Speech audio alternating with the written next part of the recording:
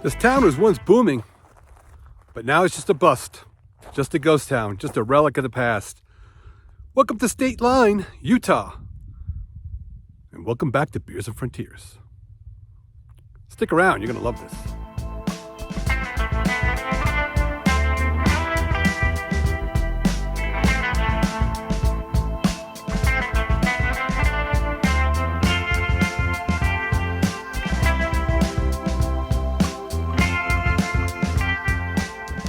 Stateline, it began with its gold and silver discoveries, and I want to say in about 1894. And that's when the Stateline kind of got going. That's when the boom hit. That's when all the people started flocking into this area to get rich and to stake their claim, so to speak. Let's walk around the town and see what is left of Stateline, Utah. Now, I will tell you, getting up here is a little treacherous. The roads were very corrugated. I mean, you could do it with a two-wheel vehicle, but I would recommend, maybe an all-wheel vehicle. There was a couple of dicey spots, but it is doable. And it's about 20 miles off the main road, so just to know that.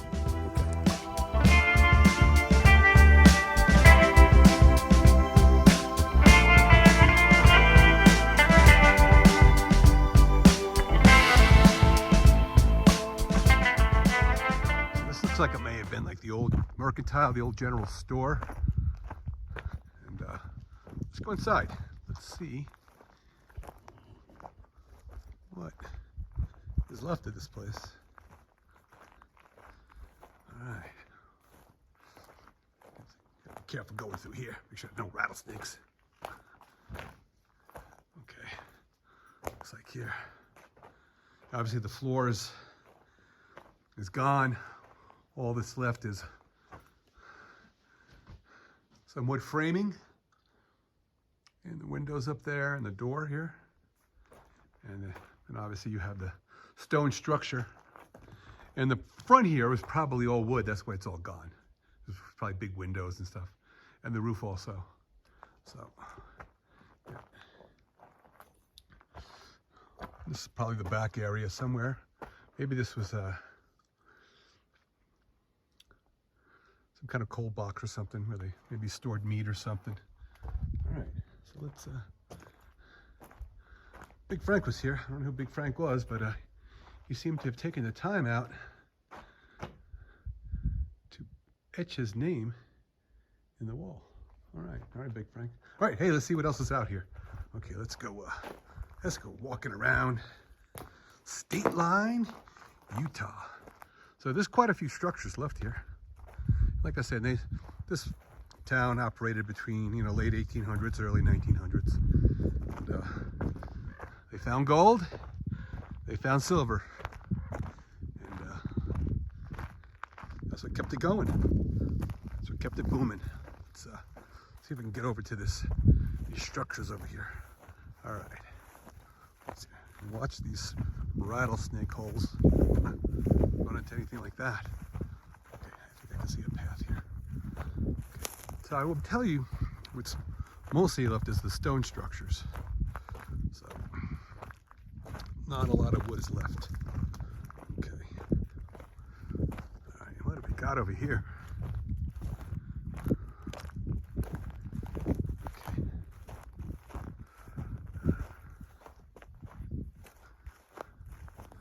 So maybe this was someone's home.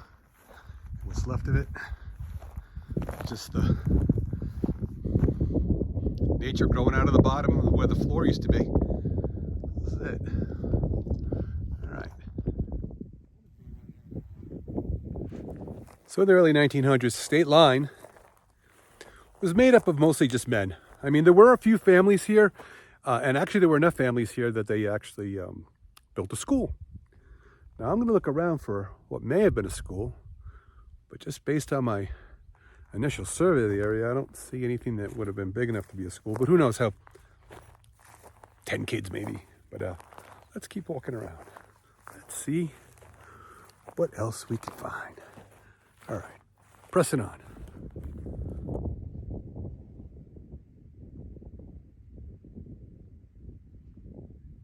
So Stateline actually flourished for several years.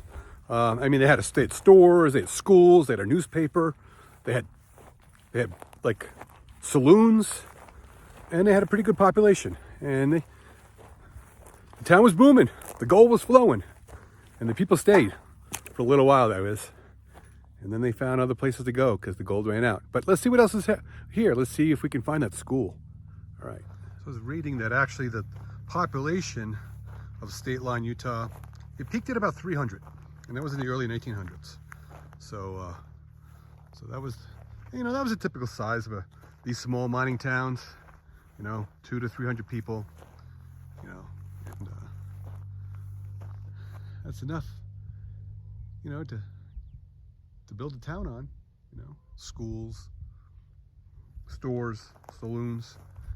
Let's see what this structure is. Okay.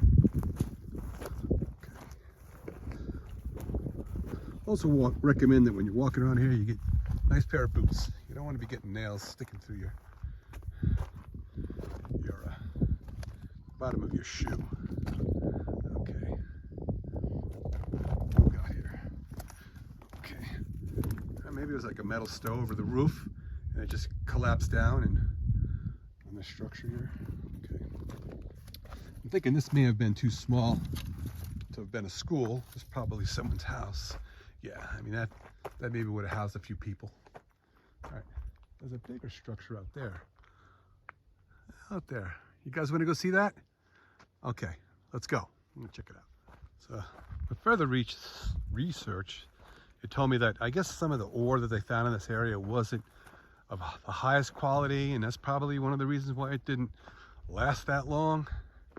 And a lot of the miners left for other areas where they may have better quality stuff. Yeah, that's the history of the old mine, the Old West. It's a boom and then it's a bust. And all that's left is a ghost town for me to show you on Beers and Frontiers. Well, thanks for sticking around in the video. If you liking what you see so far, go ahead and hit the like button. We appreciate that. All right. So, all right, I'm going to try to get a closer look into that. So, hang tight. All right. So, this may have been another dwelling. Looks like it. Okay, let's walk through it carefully. All right. So, you can see here, this might have the main room over here. And then back here may have been like the sleeping quarters.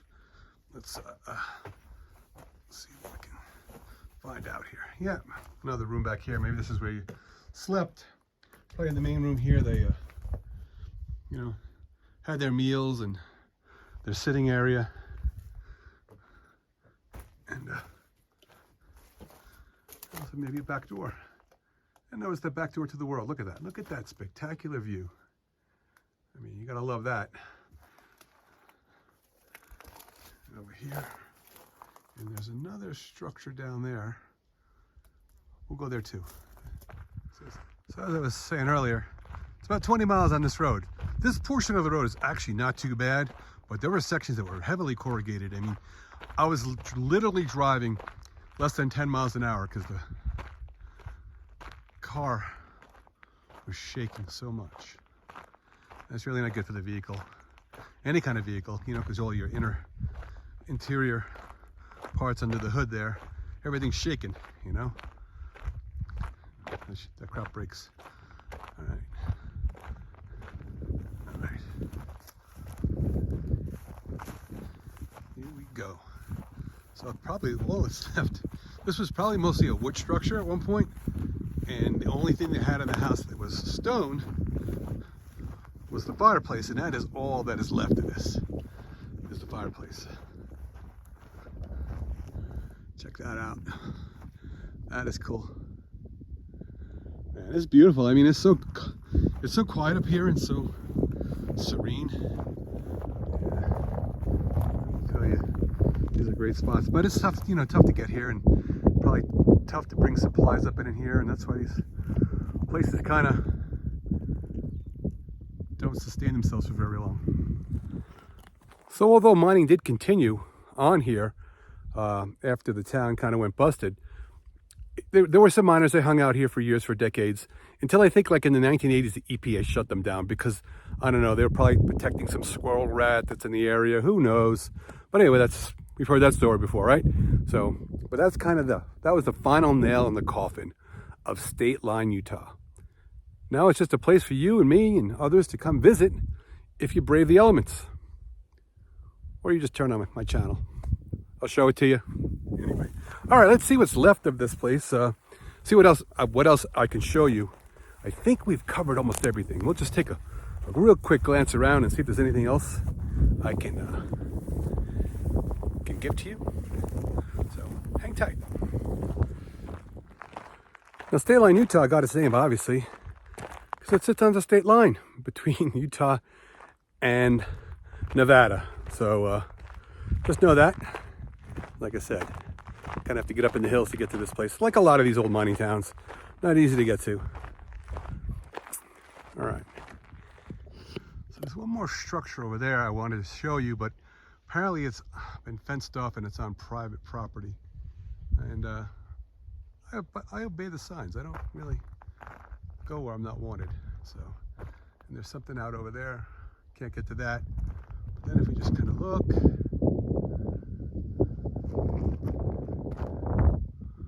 the territory. You see Anna real quick. All right, and then there, where we started up in the beginning there, the old Mercantile, the old general store. So this is pretty much it.